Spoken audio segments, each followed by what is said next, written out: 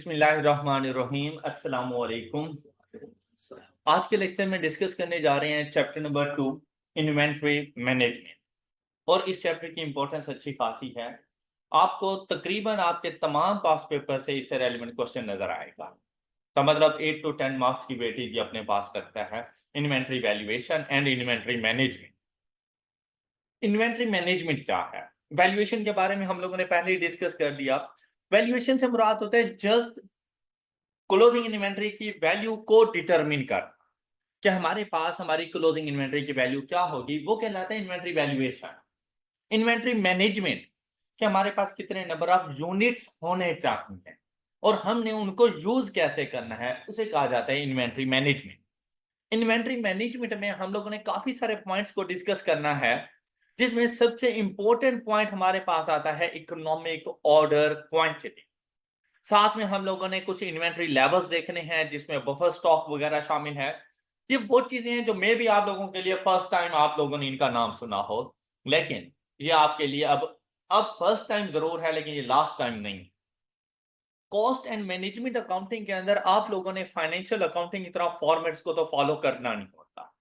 यहां पर आप लोगों ने ना खुद से समझदार बनना होता है, मतलब खुद से डिसीजन मेकिंग करनी होती है। कॉस्ट एंड मैनेजमेंट अकाउंटेंट्स को ये सोचना होता है कि भाई हम लोगों ने इन्वेंट्री कितनी ऑर्डर करनी है, कि अगर हम लोग ऑर्डर करने जा रहे हैं तो मैं कितने नंबर ऑफ यूनिट्स ऑर्डर करूं। कहीं ऐसा ना हो कि मैं बहुत ज्यादा नंबर ऑफ यूनिट्स ऑर्डर कर लूं और फिर मेरे पास उनको स्टोर करने का मसला आ जाए। कहीं ऐसा ना हो कि मैं बहुत कम नंबर ऑफ यूनिट्स ऑर्डर करूं और मेरी डिमांड ही ना पूरी हो सके। तो हमने अपनी डिमांड के मुताबिक इन्वेंट्री लेवल को मेंटेन करना होता है कि भाई मेरी डिमांड कितनी है, मैंने कितने नंबर ऑफ यूनिट्स प्रोड्यूस करने हैं, उन यूनिट्स को प्रोड्यूस करने के लिए मेरे पास कितनी इन्वेंट्री मौजूद होनी चाहिए। ये है हमारे पास इन्वेंट्री लेवल्स। इसमें हम लोग मिनिमम इन्वेंट्री भी देखेंगे कि हम लोगों ने मिनिमम इन्वेंट्री कितनी रखनी है, हम लोगों ने मैक्सिमम इन्वेंट्री कितनी रखनी है। फिर इन्वेंट्री की वैल्यूएशन करते हुए वैल्यूज में फ्लक्चुएशंस नजर आती हैं। क्या आप लोग देखें, इन्फ्लेशन का सामना करना पड़ता है हमें, डिफ्लेशन का सामना करना पड़ता है। तो अगर ऐसी सिचुएशन हो तो हमें किस लेवल तक जाना चाहिए। फिर अगर हम बहुत ज्यादा इन्वेंट्री ऑर्डर कर लेते हैं, कि मेरे सप्लायर ने मुझसे कहा कि अगर आप इतनी क्वांटिटी मुझसे परचेज करेंगे तो मैं आपको बल्क क्वांटिटी डिस्काउंट दूंगा। अब ऐसा ना हो कि उस थोड़े से डिस्काउंट की वजह से आप अपनी कॉस्ट को इंक्रीज कर दो, तो रिस्क बढ़ जाता है कि अगर आपने ज्यादा क्वांटिटी परचेज कर ली तो आपको स्टोरेज कॉस्ट भी ज्यादा बेयर करनी पड़ेगी। फिर अगर आप लोग डेली बेसिस पे उतनी इन्वेंट्री यूटिलाइज नहीं कर पा रहे तो ऑब्सोलिसेंस का भी खतरा है, उसके एक्सपायर होने, उसके डैमेज होने का भी खतरा है। तो आप लोगों को होल्डिंग कॉस्ट करनी पड़ जाएगी। फिर अगर आप लोग ज्यादा क्वांटिटी नहीं मंगवाते, थोड़ी थोड़ी क्वांटिटी मंगवाते हो, तो हो सकता है कि आपकी स्टोरेज कॉस्ट कम हो, लेकिन हर टाइम ट्रांसपोर्टेशन कॉस्ट पड़ेगी आपको। ऑर्डरिंग कॉस्ट उसे कहा जाता है कि जितनी मर्तबा ऑर्डर ज्यादा प्लेस करोगे उतनी मर्तबा ज्यादा आपको इन्वेंट्री देनी पड़ेगी। तो बहुत से ऐसे प्रॉब्लम्स हैं जो हम लोगों ने फेस करने होते हैं, एट अ टाइम हमें वो प्रॉब्लम फेस करने पड़ते हैं। तो इकोनॉमिक ऑर्डर क्वांटिटी से मुराद होता है एक ऐसी क्वांटिटी ऑर्डर करो जिस पर हमारी कैरिंग कॉस्ट भी कम हो, हमारी होल्डिंग कॉस्ट भी कम हो और पर यूनिट इन्वेंट्री की वैल्यू भी कम आए। एज एन अकाउंटेंट या एज अ बिजनेसमैन हमारा जो ऑब्जेक्टिव होता है प्रॉफिट की मैक्सिमाइजेशन होता है। तो प्रॉफिट की मैक्सिमाइजेशन के लिए हम लोग अपनी सेलिंग प्राइस को इंक्रीज नहीं कर सकते, क्योंकि अगर सेलिंग प्राइस को इंक्रीज करते हैं तो मार्केट के अंदर जो हमारा शेयर है ना वो खत्म हो जाता है। मतलब हम लोग खुद भी सोचें कि एक प्रोडक्ट मुझे एक शॉपकीपर से मिल रही है 10 रुपीज की, दूसरा शॉपकीपर वो 11 रुपीज की दे रहा है, मैं क्यों जाऊंगा उसके पास? मिलानी बात है 10 वाले के पास चला जाऊंगा। तो प्रॉफिट को बढ़ाने के लिए सेलिंग प्राइस इंक्रीज नहीं की जा सकती। मार्केट में रहते, हाँ अगर मोनोपोली है तो फिर जो 10 रुपए की चीज आप 50 रुपए की भी बेचो तो दूसरा मजबूर है, उसने हर हाल में लेनी है आपसे। अगर मोनोपोली है, ये आप लोगों ने इकोनॉमिक्स में पढ़ा होगा। लेकिन जहां पर ना हमारे पास कंपटीशन होता है, मतलब हम जैसे बाकी भी लोग बैठे हुए हैं जो सेम प्रोडक्ट सेल कर रहे हैं, तो अपना प्रॉफिट बढ़ाने के लिए मेरी कोशिश होगी कि मैं अपनी कॉस्ट को मिनिमम करूं। तो कॉस्ट को मिनिमम करने के लिए मुझे काफी सारी चीजें एट अ टाइम जाके सोचनी पड़ती है। तो इन्वेंट्री की management cost and management accounting में सबसे ज्यादा इंपॉर्टेंस रखती है, क्योंकि इसके बगैर अगर स्टॉक आउट की सिचुएशन भी ना हो जाए, इस चीज से भी बचना होता है। स्टॉक आउट क्या कि अक्सर ऑनलाइन शॉपिंग करते हुए कोई चीज आपको पसंद आती है ना, और आप उसके कलर्स वगैरह या इस तरह से डिसाइड करने लगो, तो अक्सर लिखा आ जाता है आउट ऑफ स्टॉक, कि भाई वो चीज उस टाइम पे अवेलेबल नहीं है। हम अपने मैन्युफैक्चरिंग बिजनेस के अंदर कभी भी इस सिचुएशन पे नहीं जाएंगे कि प्रोडक्शन वालों को रॉ मटेरियल की जरूरत पड़ी और हम लोग कहें आउट ऑफ स्टॉक। प्रोडक्शन रुक जाएगी हमारी। प्रोडक्शन रुक गई तो दोबारा कंटिन्यू करना मसला हो जाता है हमारे लिए। फिर ये होता है कि अगर हम अपने किसी कस्टमर की डिमांड को फुलफिल नहीं कर सके, तो उसने हमारे ऊपर केस कर देना है। मे भी हमें उसको फाइन पे करना पड़े, पेनल्टी वो लगा दे हमारे ऊपर, तो वो अलग से, और बदनामी अलग से हो जाती है। तो इन्वेंट्री वैल्यूएशन बहुत ज्यादा इंपॉर्टेंस रखती है, और इसमें काफी सारी कॉस्ट इन्वॉल्व हो जाती हैं जिनके बारे में हमने देखना होता है। कुछ डायरेक्ट कॉस्ट होती हैं, कुछ इनडायरेक्ट कॉस्ट होती हैं, कुछ कॉस्ट पर यूनिट के हिसाब से आती हैं, मतलब वेरिएबल हो जाती हैं। कुछ कॉस्ट ऐसी होती हैं जो प्रोडक्शन करें या ना करें उससे फिक्स रहना होता है। तो हमने ये देखना आता है कौन सी रेलिवेंट कॉस्ट है और कौन सी इररेलिवेंट कॉस्ट है, किस कॉस्ट से बचा जा सकता है और कौन सी ऐसी कॉस्ट है जो हर हाल में हमें करनी पड़ेगी। तो हमें कॉस्ट की क्लासिफिकेशन भी देखनी पड़ती है। ऑलराइट, आई होप के थोड़ा बहुत आइडिया हो गया है कि हम क्या कुछ करने जा रहे हैं। तो जितना सुना, इट मीन्स दैट आपको बहुत ज्यादा एफर्ट पुट करनी है इन चीजों में। एक अच्छी सारी कैलकुलेशन शामिल है, बहुत ज्यादा समझदारी की जरूरत पड़ने वाली है। लेकिन हम लोग चलेंगे स्टेप बाय स्टेप। तो सबसे पहले वो कहता है कि भाई इन्वेंट्री मैनेजमेंट की जरूरत क्या है, इन्वेंट्री मैनेजमेंट बेसिकली है क्या। इन्वेंट्री मैनेजमेंट बेसिकली इन्वेंट्री की परचेज, इन्वेंट्री की स्टोरिंग, इन्वेंट्री की इश्यूएंस, ये सब कुछ इन्वेंट्री की मैनेजमेंट है कि आप अपनी इन्वेंट्री को मैनेज किस तरह से कर रहे हो।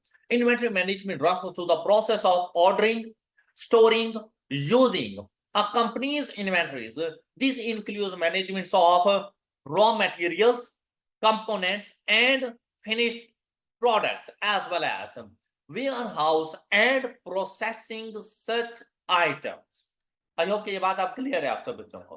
नेक्स्ट देखिए, since the inventory is the most important component of an inventory intensive sectors, special efforts are put to ensure that, अब ये पर्पसेस हमारे पास होते हैं, there is a sufficient inventory of raw material available to produce the quantity of finished goods to meet the sale for cost.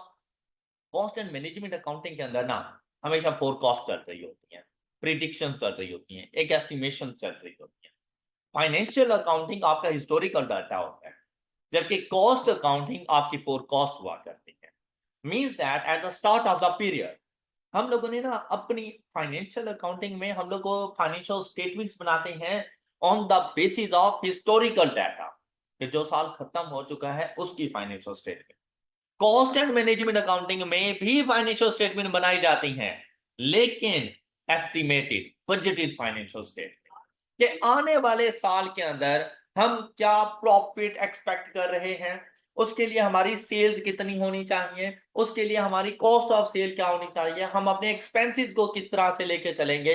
तो सारा budgeted एक plan चल रहा होता है। फिर रूटीन को देखते हुए हमें पता चल जाता है कि भाई अगर हम पिछले 2-3 साल का कंपैरिजन करें, तो हमें आइडिया हो गया कि हर साल की सेल्स में 20% का इंक्रीज है। और अगर इस साल मेरी सेल्स 20,000 यूनिट्स की हुई, तो एक एस्टिमेटेड सेल्स का पता चल जाता है कि अगले साल अगर 20% का इंक्रीज है तो 24,000 पे मैंने जाना। तो 24,000 की सेल्स की रिक्वायरमेंट को पूरा करने के लिए रॉ मटेरियल भी उतना होना चाहिए आपके पास। Got it. तो ये फर्स्ट पॉइंट आप लोगों को समझ आ गया होगा कि आपके पास अपनी सेल्स जो आपने फोरकास्ट की थी उस डिमांड को पूरा करने के लिए आपके पास इतना रॉ मटेरियल जरूर होना चाहिए। Alright, next second, there is sufficient inventory of finished goods. अब ऊपर तो रॉ मटेरियल था, यहां पर इन्वेंट्री मैनेजमेंट है। हमने ये नहीं कहा कि सिर्फ रॉ मटेरियल इन्वेंट्री मैनेजमेंट या फिनिश्ड गुड्स इन्वेंट्री मैनेजमेंट, हमने हर किस्म की इन्वेंट्री मैनेजमेंट देखनी है। अब ऐसा ना हो कि प्रोडक्शन के लिए रॉ मटेरियल की जरूरत पड़ी तो रॉ मटेरियल ही नहीं है, ऐसा ना हो। मेरे पास हर टाइम पे इतना रॉ मटेरियल जरूर अवेलेबल होना चाहिए।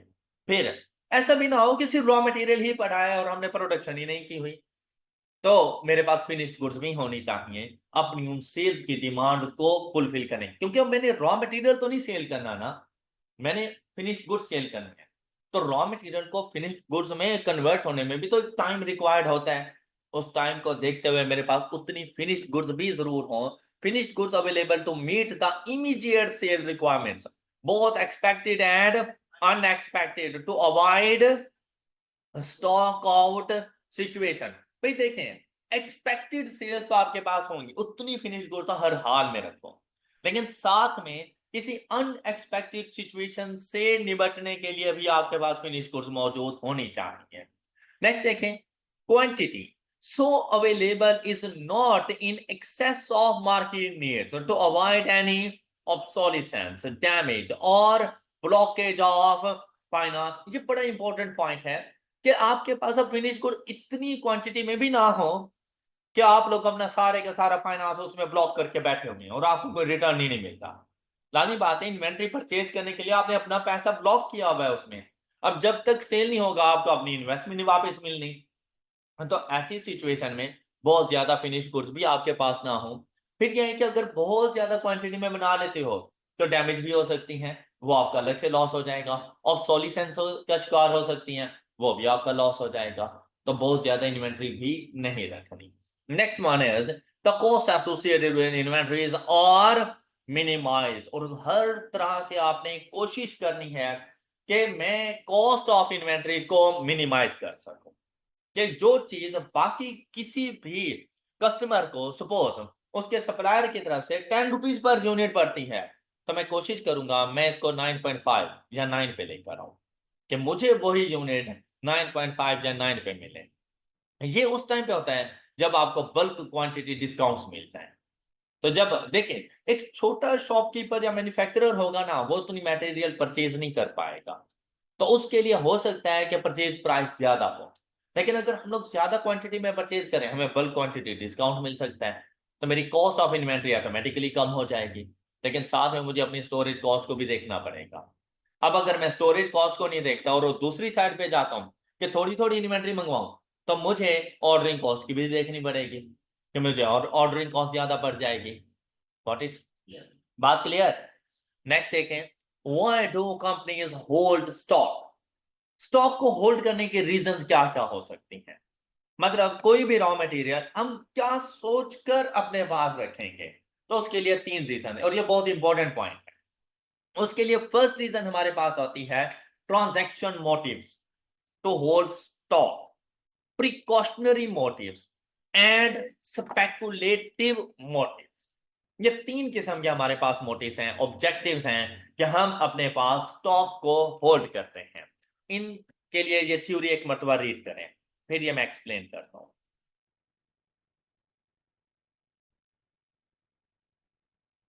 ट्रांजैक्शन मोटिव्स, देखिए भाई, अगर हम लोग नॉर्मल रूटीन लाइफ में आए ना, तो भाई स्टॉक की जगह पे लेके आ जाओ पैसा, तो हमें पैसों की जरूरत होती है। पैसों की जरूरत क्यों है? क्योंकि मैं डे टू डे अपने एक्सपेंसेस को मीट कर सकूं। एम आई राइट? एम आई राइट? अच्छा, थोड़ा बहुत पैसा ना मुझे सेव भी करना चाहिए। क्यों? अनएक्सपेक्टेड सिचुएशन से डील करने के लिए, कि भाई किसी भी किस्म की कोई इमरजेंसी पड़ गई तो मेरे पास कुछ मेरे अकाउंट्स में कुछ सेविंग भी मौजूद हो, ताकि मैं अनएक्सपेक्टेड सिचुएशन के साथ डील कर सकूं। बात क्लियर हुई? स्टॉक की भाई कोई ऐसा ही हाल है कि ट्रांजैक्शन मोटिव, कि जो डेली रूटीन लाइफ में आप प्रोडक्शन कर रहे हैं और जो आपने एक्सपेक्ट की थी डिमांड, उस डिमांड को पूरा करने के लिए आपके पास इतना स्टॉक मौजूद हो कि वो डिमांड पूरी हो सके, वो ट्रांजैक्शन मोटिव है आप लोगों का। क्लियर?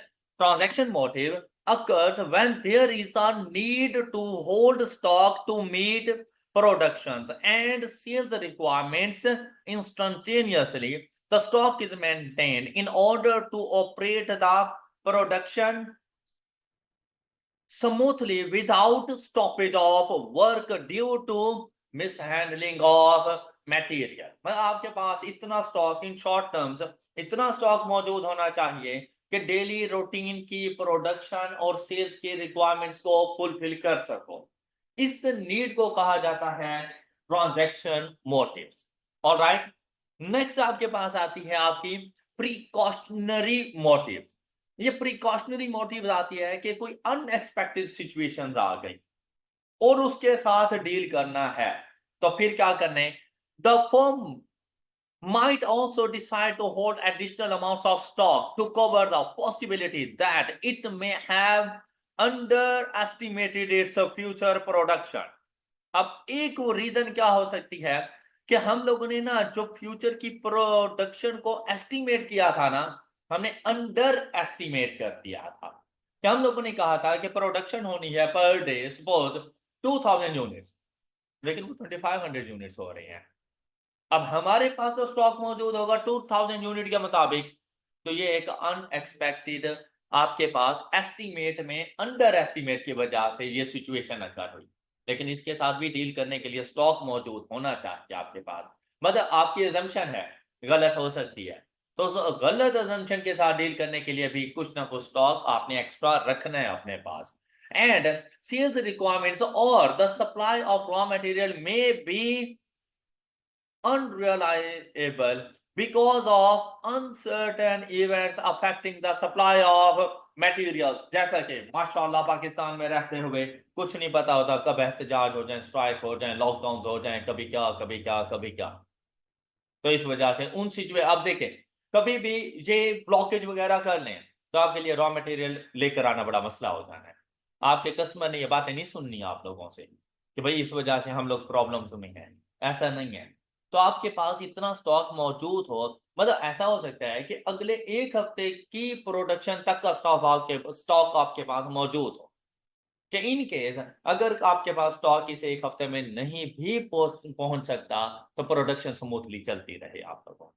ऑलराइट, और ऐसी सिचुएशन कोई स्ट्राइक वगैरह हो जाती हैं तो उस सिचुएशन से निपटने के लिए जो हम लोगों ने स्टॉक को होल्ड किया हुआ होता है वो कहलाता है precautionary motive, when which applies only when future demand is uncertain and fluctuating। Alright, ये बात समझ आ गई थी, क्लियर। अब हमारे पास the last one is speculative motive. Speculative motive क्या होता है, प्राइस में चेंजेस, कि जो रॉ मटेरियल आप बना रहे हैं हम लोगों ने फाइनली डिसाइड कर लिया था कि हमने अपने मटेरियल की कॉस्ट को मिनिमम करना है।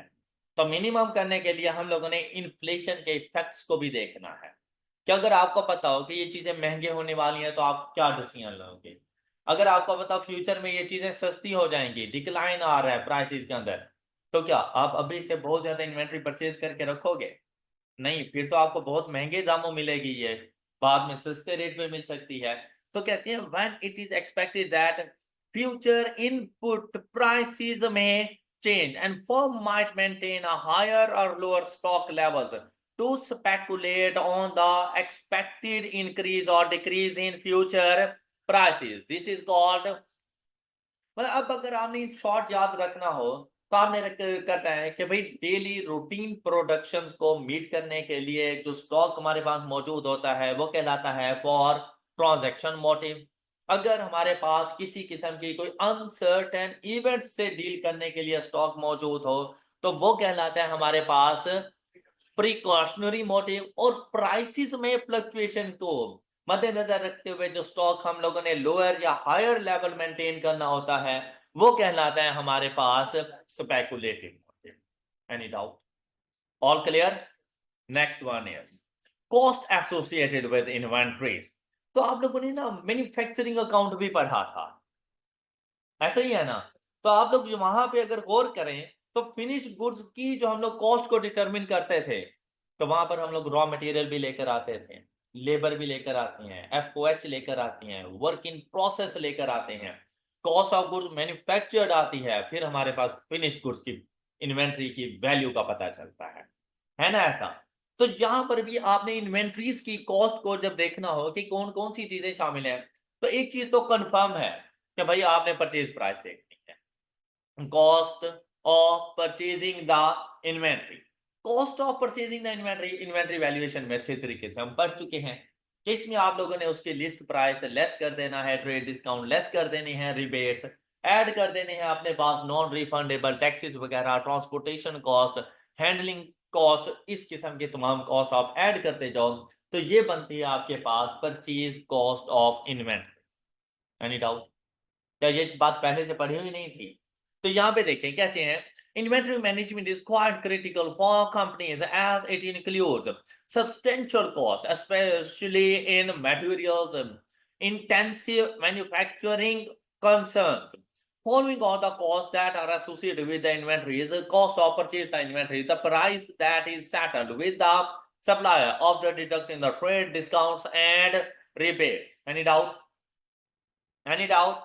लेकिन इसके साथ साथ दो और कॉस्ट हैं जो इससे पहले आपने कभी नहीं पढ़ी हुई, जिसका ताल्लुक है ही कॉस्ट एंड मैनेजमेंट अकाउंटिंग के साथ।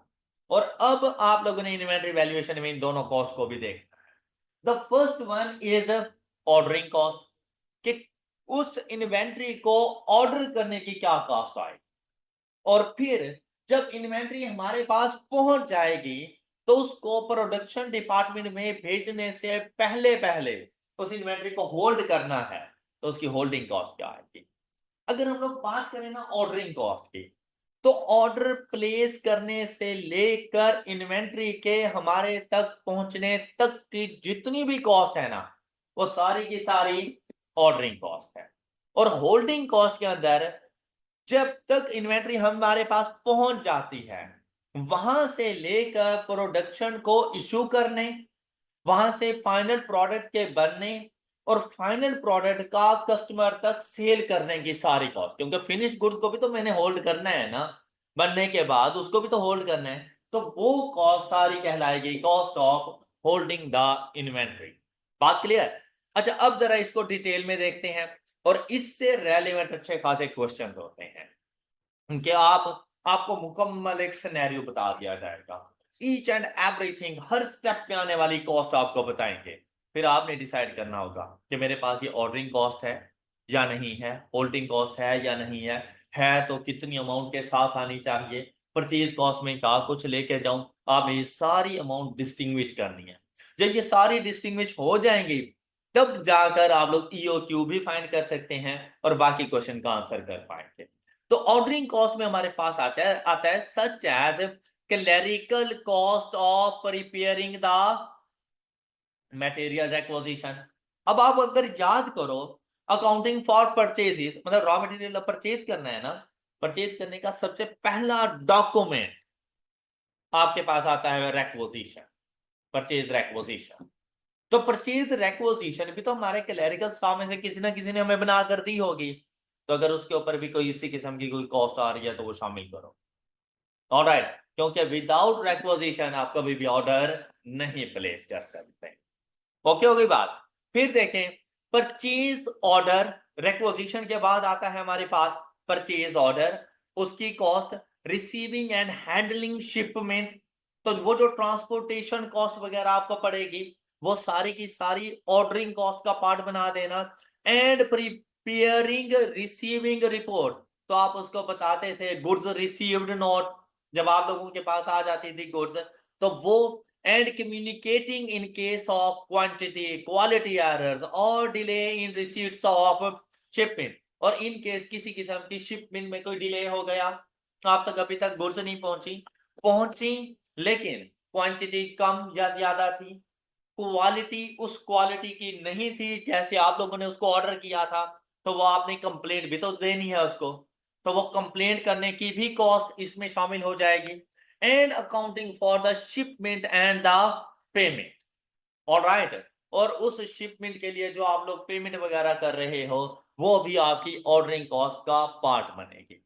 अब अगर आप लोग देखें ना तो इस पैसेज के अंदर बेसिकली हम इसको बुलेट पॉइंट्स में भी लिख सकते थे कि मेरे पास ऑर्डरिंग कॉस्ट में कौन कौन सी कॉस्ट शामिल है। तो सबसे पहले कौन सी कॉस्ट मेरे पास आ रही है, clerical cost of preparing purchase requisition, फिर परचेज ऑर्डर करने की कॉस्ट मेरे पास आ जाएगी, then receiving and handling shipments, फिर उसके लिए जो आप गुड्स रिसीव नोट बना कर दोगे वो, फिर अगर किसी किस्म की कोई आपने कंप्लेंट करनी है क्वांटिटी या क्वालिटी के बारे में तो उसके ऊपर आने वाली कॉस्ट वो, और जो आपने शिपमेंट के लिए किसी किस्म की कोई पेमेंट्स वगैरह की हैं तो वो भी ऑर्डरिंग कॉस्ट का पार्ट बन जाएंगे। Any doubt? क्लियर? मजीद देखिए, अभी है थ्योरी, मजीद जैसे ही हम लोग कॉम्प्रिहेंसिव एग्जांपल्स करेंगे तो हमें डिफरेंट डिफरेंट सिचुएशन से निपटना पड़ेगा। वहां पे हम लोग सोचेंगे कि ये ऑर्डरिंग कॉस्ट है, ये होल्डिंग कॉस्ट है, या परचेज कॉस्ट का पार्ट बनाना है। क्लियर? लेकिन अभी तक आप लोगों का एक अंडरस्टैंडिंग लेवल बन रहा है कि कौन सी कॉस्ट कहां पर आएगी। फिर हमारे पास आया cost of holding the inventory. अब मतलब इन्वेंट्री पहुंच चुकी है, अब उसको होल्ड करना है जब तक कि वो इन्वेंट्री कन्वर्ट ना हो जाए। तो उसके लिए सबसे बड़ी होल्डिंग कॉस्ट क्या होती है? वेयर हाउस की कॉस्ट, जो आप लोग उसका रेंट पे कर रहे हो। फिर उस वेयर हाउस में जो बंदा खड़ा हुआ है उसको सैलरी पे कर रहे हो, जो स्टोर कीपर है आप लोगों के पास, वो शामिल हो सकती है आपके पास। फिर एक खास किस्म का एक एनवायरमेंट प्रोवाइड किया जाता है। कुछ हमारे पास इन्वेंट्री यूनिट्स ऐसे होते हैं, जैसे कि भाई आइसक्रीम का स्टॉक है, तो ऐसे रूम में तो नहीं रख लोगे, तो उसके लिए एक अच्छा खास किस्म का एनवायरमेंट प्रोवाइड किया जाएगा। फिर यहाँ पे देखें, कहते हैं सच एज, और अच्छा अब ये चीज बहुत इंपॉर्टेंट है जिसको अक्सर लोग इग्नोर कर जाते हैं। कहते हैं इंटरेस्ट कॉस्ट आपकी होल्डिंग कॉस्ट का पार्ट है। इंटरेस्ट कॉस्ट होल्डिंग कॉस्ट का पार्ट है। कब? जब आप ये जो इन्वेंट्री परचेज कर रहे हो इसको फाइनेंस किया थ्रू बैंक लोन, तो बैंक वालों को इंटरेस्ट भी तो पे करोगे, तो वो भी आपकी होल्डिंग कॉस्ट का पार्ट आ जाएगा। Interest cost on borrowing for purchase of inventory. अब ये अक्सर ऐसा होता है कि ये सिचुएशन आती है तो स्टूडेंट ये समझते हैं जैसे इग्नोर कर दो कि इन्वेंट्री ने थोड़ी ना कहा था कि बारो करो। सिंपल सी बात है ना। लेकिन जहां पर ये नहीं है कि टोटल जो हमने बारो किया वो सारे के सारे होल्डिंग कॉस्ट नहीं है। जो बारो किया है ना अमाउंट, सपोज मैंने 100 रुपए की इन्वेंट्री परचेज करनी थी और वो 100 रुपए मैंने बैंक से लोन के तौर पर लिया, उन्होंने कहा 10% इसके ऊपर इंटरेस्ट लगेगा, तो मैं बैंक वालों को कितनी अमाउंट पे करूंगा? 110 रुपीज। एम आई राइट? 100 रुपए जाएंगे परचेज ऑफ इन्वेंट्री के पास, जितने की मैंने इन्वेंट्री परचेज की, और उसके ऊपर जो इंटरेस्ट पे कर रहा हूं 10 रुपीज, वो जाएगा होल्डिंग कॉस्ट के। क्लियर हो गई ये बात? फिर नेक्स्ट देखें, फिर कहता है इंश्योरेंस कॉस्ट। लाजिम बात है, अब इन्वेंट्री आपके पास आ गई, आपने इंश्योरेंस करवानी है। देखो परचेज ऑफ इन्वेंट्री का ये पार्ट नहीं बन रही, आपकी इन्वेंट्री वैल्यूएशन का पार्ट नहीं बन रही है। ये कहां पे जा रही है? आपकी होल्डिंग कॉस्ट के तौर पर, कि अगर आपने इतनी क्वांटिटी परचेज कर ली तो आप लोगों को इंश्योरेंस कॉस्ट भी पे करनी है, तो होल्डिंग कॉस्ट का। अगर आप खुद सोचो, क्या इंश्योरेंस कॉस्ट ऑर्डरिंग कॉस्ट का पार्ट बन सकती है? नहीं। ऑर्डर करने को क्या करती इस बात है? ऑर्डर करने की इंश्योरेंस थोड़ी ना कराई जाती है। और हाँ, ऑर्डर करने पर जो इंश्योरेंस इन ट्रांजिट होती है वो परचेज ऑफ इन्वेंट्री का पार्ट बन जाएगी। इंश्योरेंस इन ट्रांजिट रास्ते के लिए ऑर्डरिंग का पार्ट भी बन सकती है हमारे पास। फिर यहां पर इंश्योरेंस ये वाली तो है ना, ये वेयर हाउस में आ चुकी है इन्वेंट्री, और ये एनुअल इंश्योरेंस पे कर रहा हूं, ये आएगी होल्डिंग का। फिर आपके पास आया warehouse and storage cost, मतलब उसका जो रेंट वगैरह पे कर रहे हैं हम लोग, वो आएंगे। Handling cost and cost of obsolescence आ गया, डेटरियोरेशन ऑफ इन्वेंट्री, एंड ये बड़ा इंपॉर्टेंट पॉइंट है, opportunity cost of holding the stock. देखो भाई, अगर इन्वेंट्री परचेज कर रहे हो बोरो करके तो इंटरेस्ट कॉस्ट, इन्वेंट्री परचेज कर रहे हो वो अमाउंट बोरो करके तो इंटरेस्ट कॉस्ट होल्डिंग कॉस्ट बनेगी। लेकिन बोरो नहीं की, पैसा आपका अपना था और आपसे ने उससे इन्वेंट्री परचेज कर ली, तो अगर इन्वेंट्री ना परचेज करते तो किसी और काम में तो लगाते, तो उसकी अपॉर्चुनिटी कॉस्ट।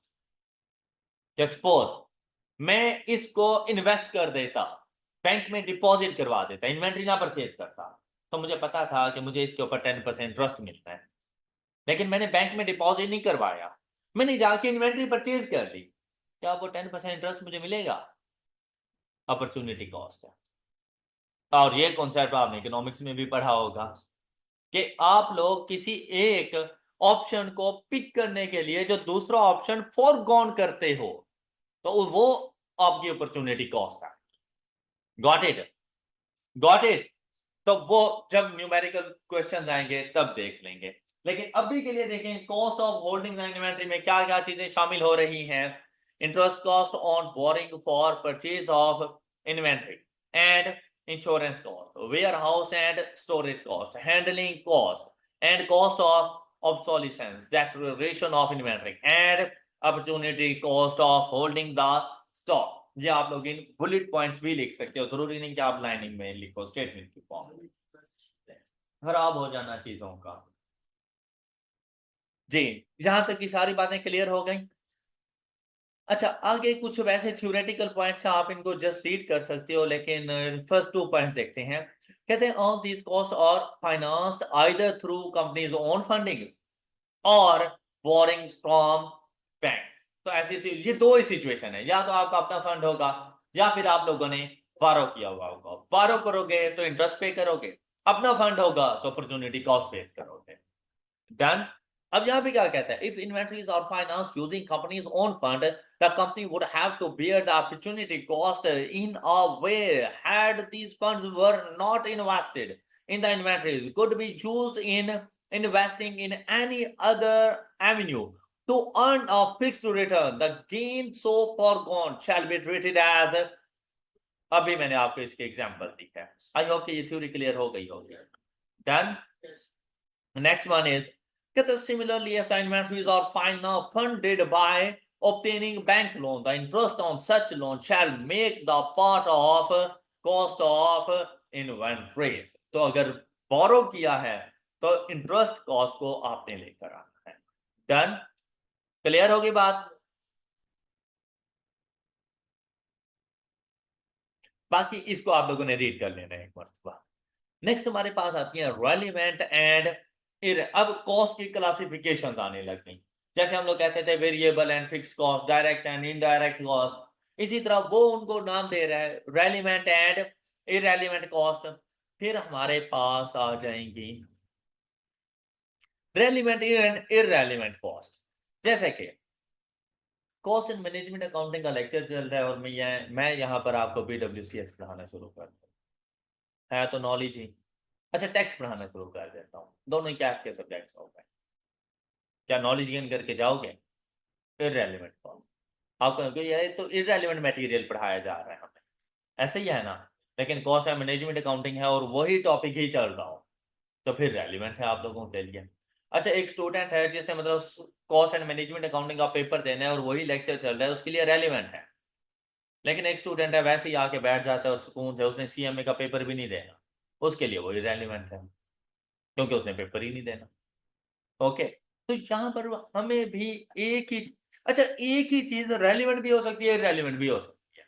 तो हमने ना उस सिचुएशन के मुताबिक डिसाइड करना है कि ये रेलिवेंट है या रेलिवेंट नहीं है। अच्छा, ऐसा भी हो सकता है कि हम लोग कहें सर वो पिछली एग्जांपल में तो हमने इसको रेलिवेंट कर दिया था, इस एग्जांपल में रेलिवेंट करने जा रहे हैं, वही सिचुएशन डिफरेंट थी, उसके मुताबिक हम लोग इसको लेके चलेंगे। अब यहां पर देखें रेलिवेंट कॉस्ट कौन सी है, और the cost that occur on the occurrence of given relevant activity. Production करूंगा तो रॉ मटेरियल यूज करूंगा, प्रोडक्शन ही नहीं कर रहा तो क्या रॉ मटेरियल यूज होगा? रेलिवेंट कॉस्ट है। ऑलराइट, प्रोडक्शन करूं या ना करूं, फैक्ट्री का रेंट पे करूंगा, इररेलेवेंट है, प्रोडक्शन से ताल्लुक नहीं है उसका। ओके, बात समझ आइए आप लोगों को। अब यहां पे देखें इररेलेवेंट कॉस्ट कौन सी है, और दोज दैट अकर व्हेन और not any activity is carried. अब मैंने चाहे प्रोडक्शन की चाहे मैंने प्रोडक्शन नहीं की, मैंने फैक्ट्री का रेंट पे किया, लेकिन जब प्रोडक्शन की रॉ मटेरियल उसी टाइम पे यूज किया मैंने, तो रॉ मटेरियल की कॉस्ट रेलिवेंट हो गई, लेकिन फैक्ट्री का रेंट इररेलेवेंट हो गया मेरे लिए। नेक्स्ट देखें, means not related to specific activity. अब उसके लिए इन्होंने बड़ी प्यारी सी एग्जांपल हमें दी, एग्जांपल पढ़ते हैं। Company is planning to shut down its operations for 2 months. The operations run on a factory for which company pay rent of rupees 50,000 per month. The company uses raw material of rupees 75,000 for monthly production and incur rupees 60,000 towards labor cost. Due to its shutdown, the company would not purchase raw material. जब production ही नहीं हो रही, क्या मैं अपने supplier से raw material purchase करूंगा? जरूरत ही नहीं है। जब परचेज नहीं करूंगा तो क्या 75,000 पर मंथ एक्सपेंस आउट करूंगा? नहीं करूंगा, बच गए मेरे पैसे। स्पेसिफिक एक्टिविटी के लिए थे। जब एक्टिविटी परफॉर्म नहीं हो रही फॉर 2 मंथ तो रॉ मटेरियल परचेज करने की जरूरत नहीं है। तो ऐसा नहीं है जैसे रॉ मटेरियल का परचेज करना रेलेवेंट कॉस्ट बन गया। और फैक्ट्री रेंट, प्रोडक्शन करूं या ना करूं, क्या फैक्ट्री रेंट पे करूंगा?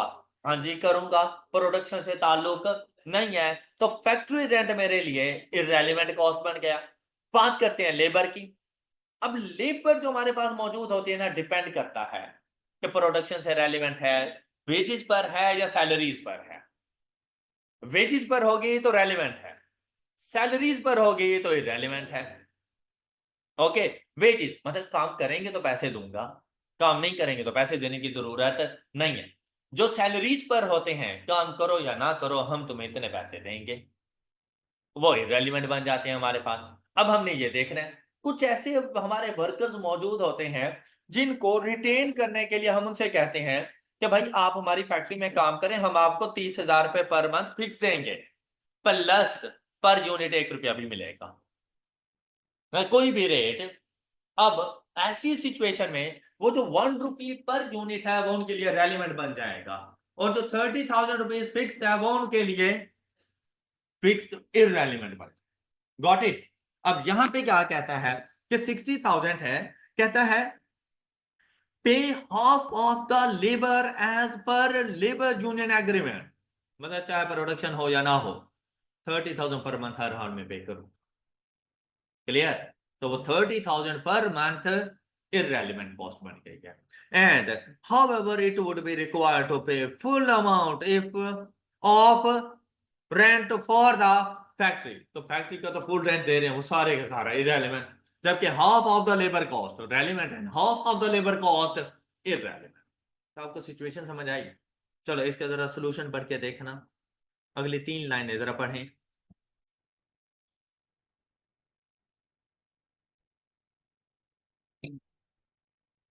आई होप कि अब ये अगली 3 लाइनें आप लोगों को समझ आ चुकी हैं, जो सोल्यूशन ही था इसका। कहता है this concept shall be discuss in detail in chapter decision making. Okay, वहां जाके फिर देख लेंगे हम लोग। And here we will look at areas that are relevant for decision making relating to inventory. देखिए वैसे वहां पे जो डिसीजन मेकिंग है वो काफी ज्यादा है, हर एक पॉइंट के बारे में है, लेकिन decision making relating to inventory वो सिर्फ और सिर्फ हम यहीं पे पढ़ने जा रहे हैं। तो इससे रेलेवेंट कोई पॉइंट आता गया तो हम लोग साथ साथ डिस्कस कर लेंगे। Relevant cost that should be considered when determining optimum stock level और holding cost and ordering cost. देखिए भाई, जब इन्वेंट्री का हम लोगों ने डिसीजन लेना होता है ना कि भाई मैंने कितनी इन्वेंट्री ऑर्डर करनी है, तो उसके लिए मैं सिर्फ उसकी परचेज प्राइस नहीं देखता होता, मुझे बल्क क्वांटिटी डिस्काउंट मिला, तो ऐसा नहीं है कि उसने कहा कि अगर 10,000 यूनिट मुझसे परचेज करोगे तो मैं आपको 5% डिस्काउंट दूंगा और मैंने 10,000 यूनिट परचेज कर लिया।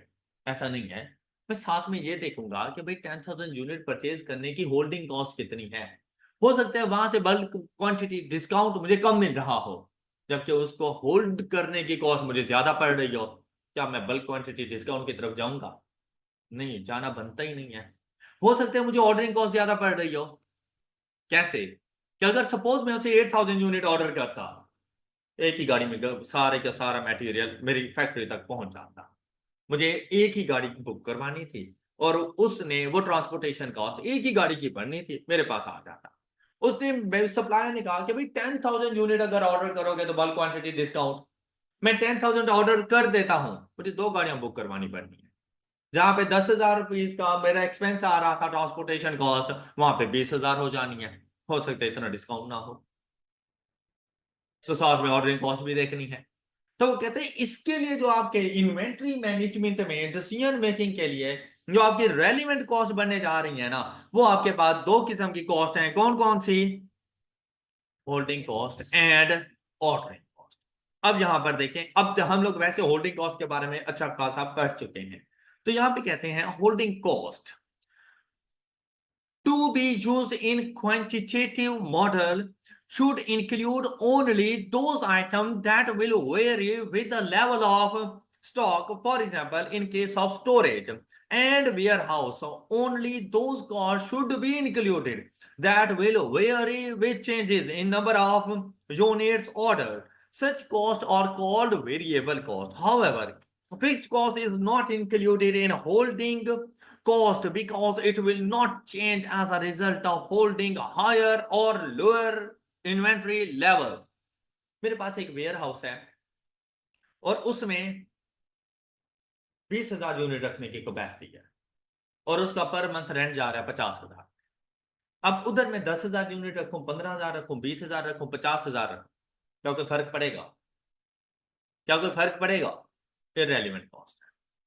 लेकिन मेरे पास एक वेयर हाउस है जिसमें के साथ मेरा एग्रीमेंट ये है कि मैं आपको पर यूनिट 10 रुपए रेंट पे किया करूं। अब अगर मैं 1,000 यूनिट रखता हूं तो रेंट कुछ और है, 12,000 यूनिट पे जाऊं तो रेंट कुछ और है, 15,000 यूनिट पे जाता हूं तो रेंट कुछ और है। अब इसने रेलेवेंट बन जाना है। अब आपने ये देखना है कि अगर मैं इन्वेंट्री लेवल को इंक्रीज कर रहा हूं तो उसके इंक्रीज करने की वजह से मेरी होल्डिंग कॉस्ट में कितना फर्क आ रहा है, तो वो जितना डिफरेंस आएगा ना वो मेरी रेलेवेंट कॉस्ट बनेगा। क्या आपको बात समझ आई? बात समझ आ गई? देखो भाई, यहां से आप जा रहे हो, सपोज लाहौर से जा रहे हो इस्लामाबाद की तरफ, अपनी गाड़ी में जा रहे हो, आपको पता है 20,000 रुपये का पेट्रोल आने जाने का लग जाना है, साथ में दोस्त को भी लेके चले जाओ तो कोई फर्क नहीं पड़ता, आपका एक्सपेंस 20,000 ही है। Got it? लेकिन आप जा रहे हो फैशन मूवर्स या डाइवो वगैरह से, आप जाओगे अकेले तो हो सकता है आपका टिकट है 5,000 रुपए का, लेकिन दोस्त भी आपके साथ हो गया तो फिर 10,000 रुपए के टिकट लेने पड़ेंगे। अब रेलिवेंट, अपनी गाड़ी पे रेलिवेंट नहीं था ये। बात समझ आई? तो सिचुएशन टू सिचुएशन ये चीजें वेरी करेंगी, तो आपने क्वेश्चन की सिचुएशन को अच्छे तरीके से पढ़ना है। अब उसने फिर से एग्जांपल दिए, कहते हैं आपके पास ये जो होल्डिंग कॉस्ट है, ये कुछ पोर्शन फिक्स भी हो सकता है, ये वेरिएबल पोर्शन भी हो सकता है। जो वेरिएबल पोर्शन है ना रेलिवेंट उसने बनना है, फिक्स पोर्शन ने कभी भी रेलिवेंट नहीं बनना। जैसे ऊपर वाले एग्जांपल में भी देखें तो रेंट फिक्स था, फैक्ट्री रेंट, हमने उसको रेलिवेंट कॉस्ट का पार्ट नहीं बनाया था। लेकिन जब वेजेस के ऊपर आए थे हम लोग, तो वेजेस के लिए हमने कुछ पोर्शन रेलिवेंट और कुछ पोर्शन इररेलेवेंट बना दिया था। लेकिन मटेरियल सारे का सारा वेरी कर रहा था, प्रोडक्शन के ऊपर डिपेंड कर रहा था, सारे का सारा रेलिवेंट बन गया था। अब इधर देखें, कहते हैं salaries of storekeepers, depreciation of equipment and fixed rental of equipment and buildings are often irrelevant because they are unaffected by change in stock level. All right, आपको ये बात समझ आ गई होगी। लेकिन अगर आप अपने प्लांट एंड मशीनरी की डेप्रिसिएशन कर रहे हैं यूनिट प्रोडक्शन मेथड पर, अब रेलिवेंट। अगर आप लोग यूज कर रहे हो straight line method, reducing balance method, sum of digit method, irrelevant है। लेकिन अगर आप लोग डेप्रिशिएट कर रहे हो अपने एसेट्स को on the basis of output method, तब रेलिवेंट बन जाए। Okay okay, next. On the other hand, if storage space is owned and can be used for other productive purposes, such as to obtain rental income, then the opportunity cost must be included in the analysis. अब क्या करना है भाई, मेरे पास मेरा अपना ware house है, उसमें हम लोगों ने अपनी इन्वेंट्री स्टोर की हुई है, लेकिन उसके साथ भी कुछ एक्स्ट्रा स्पेस होती थी। तो कोई और पर्सन था, उसने कहा ये एक्स्ट्रा स्पेस हमें दे दे, हम आपको इसका रेंट दिया करेंगे, तो मुझे वहां से रेंट मिल रहा है। अब क्या हुआ, नेक्स्ट पीरियड में मैंने उसको वो स्पेस नहीं दी और अपनी ही इन्वेंट्री वहां पे रख दी, तो क्या वो इनकम मैं अर्न कर पाऊंगा? तो इन्वेंट्री के ज्यादा परचेज करने की वजह से मेरी रेंटल इनकम नहीं आ रही मुझे, तो वो मेरी अपॉर्चुनिटी कॉस्ट बन जाएगी। तो अपॉर्चुनिटी कॉस्ट रेलेवेंट कॉस्ट में आ done done. Next, similarly, the insurance cost of stock must be undertaken when the premium is paid at the fluctuating values of stock and not the fixed insurance cost per annum. एक तो ये होता है कि insurance आपने वैसे ही per annum fixed पे कर रहे हो, क्या 50,000 रुपीज पर एनम पे कर रहे हो अपने वेयर हाउस की इंश्योरेंस, कि किसी किस्म का लॉस हो गया तो उसके मुताबिक वो कवर कर देंगे। दूसरा होता है पर यूनिट जाके इंश्योर करवाना और वैल्यू के मुताबिक इंश्योर करवाना। तो अब ऐसी सिचुएशन में अगर ज्यादा नंबर ऑफ यूनिट्स हुए तो प्रीमियम भी ज्यादा पे करना पड़ेगा, कम नंबर ऑफ यूनिट्स हैं तो प्रीमियम कम पे करना पड़ेगा। अगर फिक्स्ड इंश्योरेंस है तो इररेलेवेंट है। अगर इंश्योरेंस प्रीमियम डिपेंड कर रहा है number of units value of inventory पर, तो फिर रेलिवेंट हो जाएगा। Got it? अच्छी नींद आ रही है ना? अच्छी नींद आ रही है ना? गुड। चले, to the extent that funds are invested in stocks. अब देखिए ऊपर जो उसने बातें की थी ना, उन तमाम बातों को ना वो जरा एक्सप्लेन किया जा रहा है, क्योंकि ये सारी चीजें हमें फेस करनी पड़ेंगी न्यूमेरिकल क्वेश्चन में। अब जब यहां पर हम इसको अच्छे से पढ़ लेते हैं ना, तो आपके न्यूमेरिकल क्वेश्चन दौड़ते जाएंगे। अब एक मेथड ये भी था कि मैं डायरेक्ट उठाता ही कॉम्प्रिहेंसिव एग्जांपल, आ जाओ बच्चों कैलकुलेट करते हैं ईओ क्यू, तो मेरे लिए कोई मसला नहीं था। मैं आपको बता देता ये तीन चीजें आपको चाहिए और ये तीन चीजें इसी तरह से आ जाएंगी, फिर हर पॉइंट में मैं एक्सप्लेन करता रहता कि भाई क्या रेलिवेंट है क्या रेलिवेंट नहीं है, इसको क्यों शामिल कर रहा हूँ इसको क्यों शामिल नहीं कर रहा। तो अच्छा नहीं है, पहले मैं वो चीजें बता दूं कि किसको शामिल करना है और किसको नहीं करना, ताकि जब न्यूमेरिकल क्वेश्चन आए तो आपको खुद को पता हो कि इसको इस तरह से जाके सॉल्व करना है। सही है ना? चलो फिर देखो, funds are invested in the stock. The analysis must be included opportunity cost as explained in the cost associated with inventories. The opportunity cost is reflected by the required return that is lost from investing in stocks. मेरा नहीं ख्याल कि अब भी इसको explain करने की जरूरत है, मतलब बहुत मर्तबा अपॉर्चुनिटी कॉस्ट को हमने एक्सप्लेन कर लिया। फिर कहते हैं relevant holding cost for other items such as material handling obsolescence and exploration are difficult to estimate and these costs are not very critical to the investment decisions. कहते हैं ये वो कॉस्ट हैं जिनको आइडेंटिफाई करना हमारे लिए बहुत ज्यादा मुश्किल हो जाता है। कौन कौन सी? कि अगर हम लोग कहें हैंडलिंग ऑब्सोलिसेंस डेटोरेशन वगैरह, कहते हैं ये बड़ी मुश्किल चीजें हैं इनको कैलकुलेट करना। तो जब मुश्किल है तो फिर हम अपनी इन्वेस्टमेंट डिसीजंस में इसको शामिल नहीं करेंगे, मतलब कॉस्ट ऑफ डेटोरेशन वगैरह को हम लोग ऐसे शामिल नहीं करेंगे। Normally, the holding costs are expressed as a percentage rate per rupee of average investment. कि अगर 1 रुपया हम लोग इन्वेस्ट करें तो उसके ऊपर मुझे कितना रिटर्न मिलना है, कहते हैं उसको हम लोग कहते हैं अपनी होल्डिंग कॉस्ट, और expressed as a percentage rate per rupee for average investment, same as holding cost. The ordering cost that is common to all inventory decisions are irrelevant and only the incremental cost of placing an order are useful for this purpose. अब कहते हैं जब inventory का decision लेने के लिए जाएंगे ना, ऑर्डरिंग कॉस्ट तो आएगी, लेकिन मुझे पता है कि भाई अगर एक ऑर्डर करने की कॉस्ट मुझे पड़ रही है सपोज के 50 रुपीज, एक ऑर्डर करने की कॉस्ट पड़ रही है, अगला ऑर्डर करने की कॉस्ट भी 50 रुपीज ही है। अब चाहे वो मैं 5,000 यूनिट का करूं 10,000 यूनिट का करूं, कोई फर्क नहीं पड़ रहा, तो कहता है फिर ऑर्डरिंग कॉस्ट इररेलेवेंट। लेकिन अगर आपको ये लगे कि आप सपोज 10,000 यूनिट का ऑर्डर करने जा रहे हो और कॉस्ट आ रही है 50, लेकिन 12,000 यूनिट का ऑर्डर करोगे तो कॉस्ट बढ़ जाएगी और वो हो गई है 60, तो कहते हैं 60 को ना शामिल करना, जो इंक्रीमेंटल कॉस्ट आई है ना सिर्फ वो रेलिवेंट हो जाए। बात वही आ गई कि अगर कोई कॉस्ट पहले से आप इनकर्ड कर रहे थे और अभी भी उसमें कोई फर्क नहीं पड़ा, फिर तो इररेलेवेंट है वो, फिर डिसीजन मेकिंग में वो नहीं आएगी। लेकिन आपको पता है कि अगर मैं एक कॉस्ट इनकर्ड कर रहा हूं कि ऑर्डरिंग कॉस्ट मेरे पास 50 की आ रही है, लेकिन अगर इस मरतबा मैं इन्वेंट्री लेवल्स को हाई कर दूं या कुछ भी ऐसा, या सप्लायर चेंज कर दूं, किसी और से ऑर्डर करवा लूं, पहले जहां से आ रहे थे उससे कहीं दूर से इन्वेंट्री मंगवा लूं, तो लाने वाला रेंट भी तो ज्यादा पड़ेगा। ऐसे ही है ना, ट्रांसपोर्टेशन कॉस्ट ज्यादा हो जाएगी। तो वो 50 रुपए का जो ऑर्डर होता था वो 60 रुपीज का हो रहा है, तो कहते हैं फिर 60 ना शामिल करना, जो इंक्रीमेंटल वैल्यू है ना ऑर्डरिंग कॉस्ट की सिर्फ वो रेलिवेंट बनेगी। ये बात क्लियर? क्लियर? चले, note, the cost of purchasing or manufacturing the inventories are irrelevant.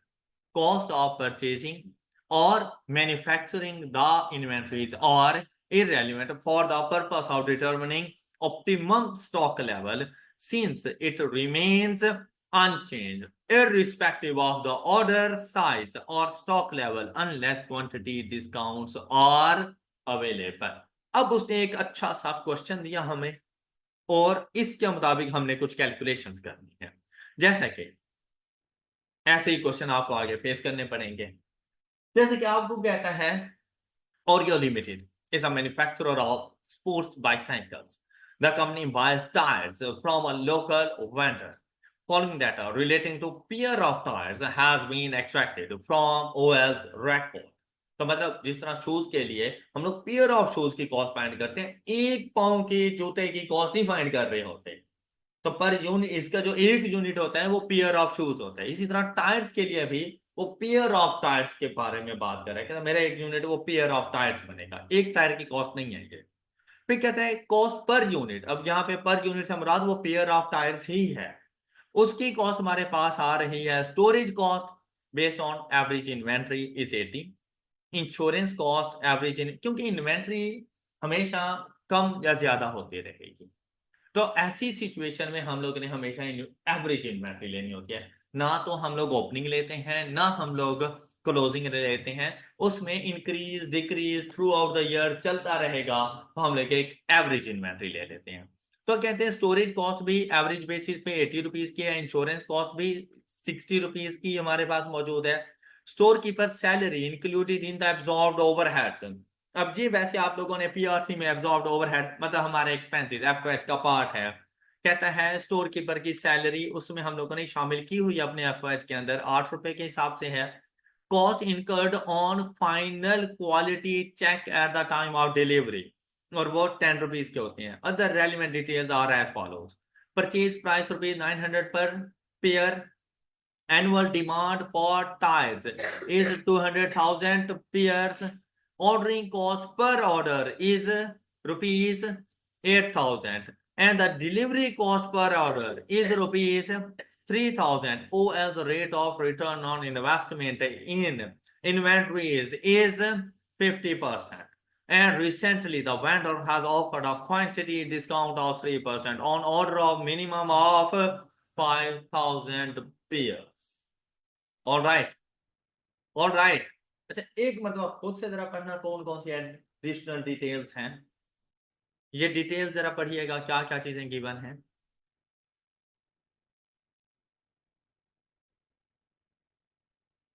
तो इसकी जो फर्स्ट रिक्वायरमेंट है ना वो उसने कहा है कि भाई मुझे एनुअल ऑर्डर कॉस्ट बताओ। पहली रिक्वायरमेंट क्या, एनुअल ऑर्डरिंग कॉस्ट। अब अगर आप लोग यहां पर देखें तो आपको ऑर्डरिंग कॉस्ट नजर आई थी। ऑर्डरिंग कॉस्ट पर यूनिट, पर order, sorry ordering cost per unit नहीं होती, ऑर्डरिंग कॉस्ट पर ऑर्डर। और वो आपके पास कितनी है, मतलब एक एक मरतबा ऑर्डर अगर मैं करूं ना 8,000 रुपए की कॉस्ट आए। उसने आपसे क्या पूछा हुआ है, एनुअल ऑर्डरिंग कॉस्ट। तो मतलब मुझे ये देखने पड़ेंगे कि एक साल के अंदर मैं टोटल नंबर ऑफ ऑर्डर्स कितने कर रहा हूं, एक साल में टोटल नंबर ऑफ ऑर्डर्स कितने कर रहा हूं। जितने ऑर्डर ज्यादा करूंगा उतनी कॉस्ट ज्यादा पड़ जाएगी, एम आई राइट। तो एनुअल ऑर्डरिंग कॉस्ट आपके पास कैसे आएगी, number of orders multiplied by ordering cost per order. अब ऑर्डरिंग कॉस्ट पर ऑर्डर का तो हमें पता है कि हमारे पास ऑर्डरिंग कॉस्ट पर ऑर्डर कितनी आ जानी है, 8,000। लेकिन साथ में वो जो डिलीवरी कॉस्ट है क्या वो भी ऑर्डरिंग कॉस्ट का पार्ट नहीं बन जाती, वो जो डिलीवरी कॉस्ट है वो भी ऑर्डरिंग कॉस्ट का पार्ट होती है। तो एक ऑर्डर की कॉस्ट कितनी आएगी मेरे पास, 11,000। अब बात ये आती है कि भाई टोटल ऑर्डर्स कितने करने हैं। अब ये देखें कि पूरे साल में आपको कितने नंबर ऑफ यूनिट्स की जरूरत है, 200,000 नंबर ऑफ यूनिट्स की जरूरत है आप लोगों को पूरे साल के अंदर, एम आई राइट। और आपको 3% डिस्काउंट मिल रहा है, कब, जब आप 5,000 पेयर्स ऑर्डर करते हैं तब आपको 3% डिस्काउंट है। तो लाजमी बात है इंसान डिस्काउंट की तरफ जाता है। तो यहां पर उसने हमें ये नहीं बताया कि एक ऑर्डर में मैंने कितने नंबर ऑफ यूनिट्स बताने हैं, वो हम लोगों ने बेसिकली ईओक्यू में जाके पढ़ना है कि मैं एक ऑर्डर में कितने नंबर ऑफ यूनिट्स ऑर्डर करूंगा, वो हम लोगों ने वहां पे जाके पढ़ना है। तो अभी के लिए हम ज्यूम कर रहे हैं जैसे हर ऑर्डर पर हम 5,000 नंबर ऑफ यूनिट्स ही उसे ऑर्डर करेंगे ताकि हम लोग डिस्काउंट को अवेल कर सकें। बात समझ आई? तो अगर 5,000 यूनिट्स में एक ऑर्डर में करता हूं तो 200,000 यूनिट्स कितने ऑर्डर्स में पूरे होंगे? तो 200,000 the annual demand divided by units पर ऑर्डर, वो कितने बनेंगे हमारे पास? 40। 40 मल्टीप्लाइड बाय 11,000, तो टोटल ऑर्डरिंग कॉस्ट आपकी कितनी आ जाएगी? अब जरा इसके सोल्यूशन को पढ़ो।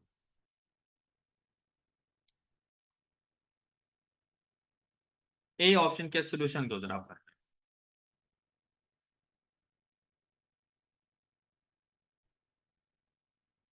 हाँ जी, ये क्लियर हो गया आप लोगों के लिए, ये आपकी एक रेलिवेंट कॉस्ट थी, एनुअल ऑर्डरिंग कॉस्ट, तो आपको पता चल गई। इसके साथ दूसरी कॉस्ट कौन सी एसोसिएटेड होती है? Annual holding cost. अब होल्डिंग कॉस्ट किस तरह से आपके पास आएगी? तो आपने देखना है एक यूनिट को होल्ड करने की कॉस्ट क्या होती है? क्या? एक यूनिट को होल्ड करने की कितनी कॉस्ट है, और अगर उसको मल्टीप्लाई करवा दें नंबर ऑफ यूनिट्स के साथ तो क्या होल्डिंग कॉस्ट आ नहीं जाएगी? लेकिन हम बात करने के लिए जा रहे हैं क्या holding cost at a specific time, annual.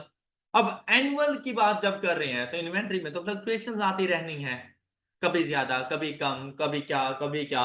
तो ऐसी सिचुएशन में हमें क्या पता कौन से नंबर ऑफ यूनिट के साथ मल्टीप्लाई करूं? तो बेस्ट अप्रोच होती है कि हम लोग अपनी होल्डिंग कॉस्ट पर यूनिट को मल्टीप्लाई करें एवरेज इन्वेंट्री के साथ। ये बात अब आपने हमेशा याद रखना है कि उसको क्लोजिंग इन्वेंट्री के साथ मल्टीप्लाई नहीं करना, आपने उसको एवरेज इन्वेंट्री के साथ मल्टीप्लाई करना। Got it? Got it? अच्छा, अब बात आती है कि एवरेज इन्वेंट्री कैसे फाइंड करें? तो सिंपल सा वे है भाई, opening inventory plus closing inventory divided by 2, average inventory आ जाएगी। क्वेश्चन में कहीं ओपनिंग इन्वेंट्री है तो 0, लेकिन कहीं क्लोजिंग इन्वेंट्री है नहीं है। क्वेश्चन में कहीं नहीं बताया कि मेरे पास क्लोजिंग इन्वेंट्री ये है। हाँ, जितनी मंगवाएंगे फिर वही क्लोजिंग इन्वेंट्री होती है, ये अजम्पशंस है, ये अजम्पशन होती है हमारी। देखिए ओपनिंग तो है नहीं, तो हम यहाँ पे अज्यूम कर रहे हैं कि हम लोग जितना ऑर्डर किया करते हैं ना वो मेरी क्लोजिंग इन्वेंट्री का पार्ट रहेगा। ये चीजें बाद में भी हम लोग सीख लेंगे, जरा अच्छे तरीके से जाके फ्यूचर में देख लेंगे। अभी के लिए हमने क्या करना है कि जो आप पर ऑर्डर इन्वेंट्री का मंगवा रहे हो वही आपका क्लोजिंग स्टॉक हो, कि आप उतनी इन्वेंट्री अपने पास जरूर रखते हैं। तो ऐसी सिचुएशन में हमारे पास एवरेज इन्वेंट्री कितनी बन जाएगी? 2500 पेयर्स। एवरेज इन्वेंट्री 2500 बनेगी। ओपनिंग 0 प्लस क्लोजिंग जो आप ऑर्डर कर रहे हैं एंड डिवाइडेड बाय 2, तो एवरेज इन्वेंट्री क्या बन जाएगी? 2500। अब ये तो पता चल गया मल्टीप्लाइड बाय 2500 होगा, लेकिन कौन सी वैल्यू? हमने कहा होल्डिंग कॉस्ट पर यूनिट। अब होल्डिंग कॉस्ट में हम लोग अच्छी खासी चीजें पढ़ चुके हैं कि भाई होल्डिंग कॉस्ट में क्या क्या चीजें हमारे पास आ जानी है। होल्डिंग कॉस्ट में भाई आप लोगों की सबसे पहले आएगी आपकी स्टोरेज कॉस्ट, फिर इंश्योरेंस कॉस्ट, फिर आपके पास स्टोर कीपर सैलरी वगैरह। ये नहीं आती होल्डिंग कॉस्ट में, क्योंकि ये हम लोग ना एफएच का पार्ट बना चुके हैं पहले से, तो इसलिए अब इसको यहां पे लेके आने की जरूरत नहीं है। फिर इसके बाद आएगा cost incurred on final quality check at the time of delivery. तो ये तो जब हम लोग कस्टमर को दे रहे हो उस टाइम की कॉस्ट है, तो ये भी होल्डिंग कॉस्ट का पार्ट नहीं बनेगी। लेकिन हमने इस इन्वेंट्री को परचेज किया पर यूनिट कितनी? तो क्या मुझे भी 900 का एक यूनिट पड़ा? नहीं, 3% डिस्काउंट है। तो मैं एक यूनिट के लिए कितनी अमाउंट पे कर रहा हूं? तो 97% कितना बन जाएगा? 873। ऑलराइट। अब उसने क्या कहा था कि अगर आप ये इन्वेंट्री परचेज ना करो तो आपका जो आपकी इन्वेस्टमेंट के ऊपर रिटर्न है, ROI, रिटर्न ऑन इन्वेस्टमेंट, वो कितना है? लेकिन मैंने इन्वेंट्री परचेज कर ली तो क्या ये रिटर्न मुझे मिलेगा? तो ऐसा नहीं है अपॉर्चुनिटी कॉस्ट है। तो हमने पढ़ा था कि अपॉर्चुनिटी कॉस्ट हमारी होल्डिंग कॉस्ट का पार्ट बन जाएगी, तो multiplied by 15% is equal to 130.95, मतलब 131। तो ये भी मेरी अपॉर्चुनिटी कॉस्ट, मेरी होल्डिंग कॉस्ट का पार्ट बनेगी। तो टोटल देखिए होल्डिंग कॉस्ट मेरे पास कितनी आ गई, 270.95, और कितने यूनिट्स होल्ड कर रहा हूं, ऑन एवरेज 2500। तो एनुअल होल्डिंग कॉस्ट बनेगी 677, 375। ऑर्डरिंग कॉस्ट है, होल्डिंग कॉस्ट क्लियर होगी सब बच्चों को? कोई मसला? नो मसला। फिर हमारे पास आया टोटल कॉस्ट ऑफ इन्वेंट्री। हाँ जी, तो टोटल कॉस्ट ऑफ इन्वेंट्री में हमारे पास हमारी परचेज प्राइस। अब परचेज प्राइस में हमारे पास क्या चीज आ जाएगी, 900। अब ये एनुअल बताने जा रहे हैं, तो पूरे साल में हम लोग कितने नंबर ऑफ यूनिट परचेज करेंगे, जो एनुअल डिमांड थी 200,000, और at the rate of 97% means that after 3% discount. या तो ये था ना कि 873 मल्टीप्लाइड बाय 200,000 कर लूं, या 900 multiplied by 97% multiplied by number of units annual demand.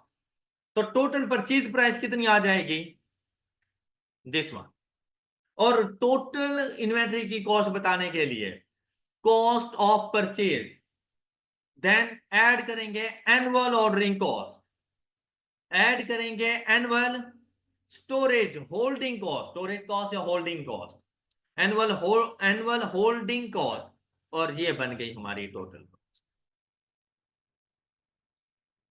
Alright, तो मतलब अगर इसकी सिर्फ रिक्वायरमेंट होती कि भाई मुझे टोटल कॉस्ट ऑफ इन्वेंट्री बताओ, तो उसके लिए मैं परचेज कॉस्ट अलग से फाइंड करता, कॉस्ट ऑफ परचेजिंग, मैं उसकी कॉस्ट ऑफ ऑर्डरिंग अलग से फाइंड करता, मैं उसकी कॉस्ट ऑफ होल्डिंग अलग से फाइंड करता, और तीनों का सम मेरे पास टोटल कॉस्ट बन गया था। All clear? All clear? And पे ये थ्योरी नोट्स पढ़ें, ये थ्योरी नोट, ये अजम्पशंस हैं इस क्वेश्चन पे, जो हम लोगों ने अज्यूम की चीजें, इनको जरा गौर से पढ़ें।